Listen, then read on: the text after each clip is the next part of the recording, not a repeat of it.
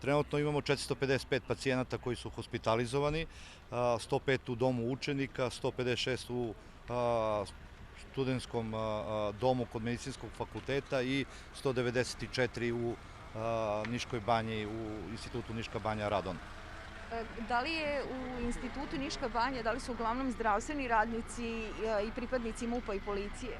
S obzirom na metodologiju da, uslovno rečeno, uniformisana lica, odnosno zdravstveni radnici, radnici policijskih uprava, odnosno policije, bezbednostnih službi i vojske ne podležu 14-dnevnoj kućnoj izolaciji nakon negativnog brisa, nego moraju da se jave i da nastave svoje radne obaveze. Metodologijom je određeno da oni budu u institutu Niška banja zbog specifičnosti i nakon toga priključenja svojim radnim zadacima.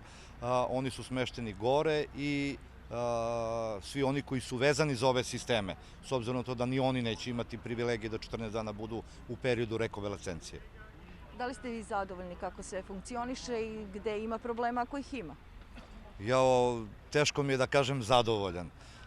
Da, postoji radost, ali ako naučen iskustvom do sada kažemo našim ljudima da smo zadovoljni nečim, strah me je opuštanja. Evo smo pored objekta koji ako ne poštujemo pravila koje se savetuju, vrlo lako može ponovo da bude pun. Zato ponovo poziv, slušajte sve preporuke, poštujte preporuke koje se daju, da ne bismo morali ponovo da objekat koji smo ovog trenutka zatvorili, konzervirali, sterilisali, stavili u stanje pripravnosti, da ne bi morali ponovo da ga otvaramo.